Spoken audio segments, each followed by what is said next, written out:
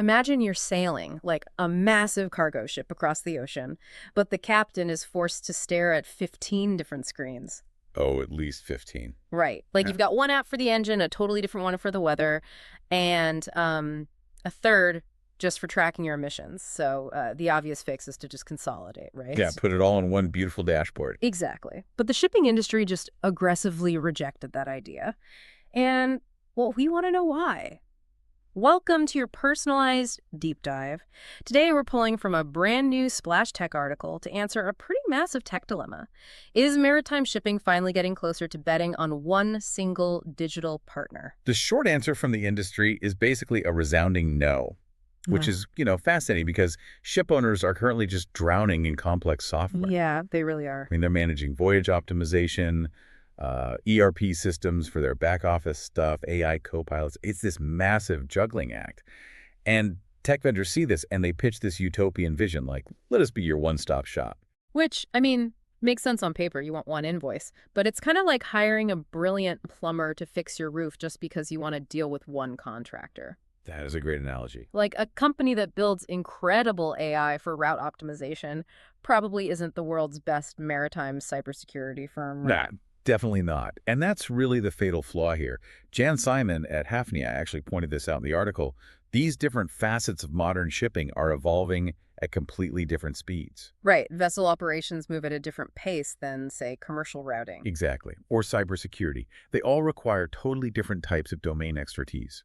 So working with best-in-class specialists for each specific function isn't just a safety measure anymore. It's literally becoming a strict competitive advantage. And there's a massive business risk here, too, which is just leverage. Emma Collier of Further and Further brought this up, comparing it to how these companies manage their physical fleets. Oh yeah, you would never give all your actual ships to one physical manager.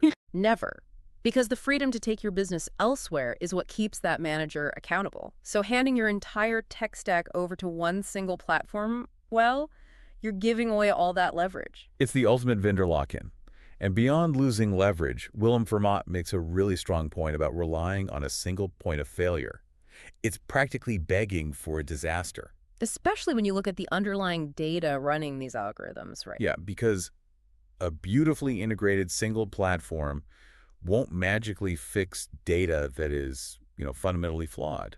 Or worse, deliberately altered. Wait, deliberately altered? Like someone is intentionally faking the numbers? Yeah, all the time. Often for commercial reasons. I mean, a Gosh. port might tweak its reported turnaround times to look more efficient. Oh, wow. Or a broker might massage the fuel consumption data just to make a specific route look a bit cheaper. If your single all-knowing tech partner bases its analytics on that bad data, You have literally no other systems to cross-reference it. exactly, you are sailing completely blind. Okay, but hold on. If they refuse to consolidate, aren't they just resigning themselves to total tech chaos?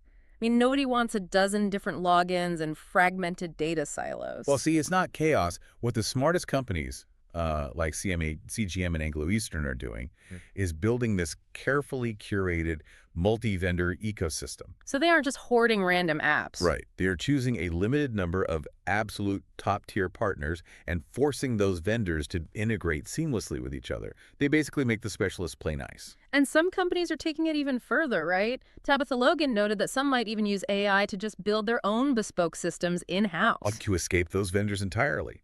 But that creates a totally different trap. How so? Well, in trying to escape vendor lock-in, a shipping firm risks accidentally turning itself into a software development company.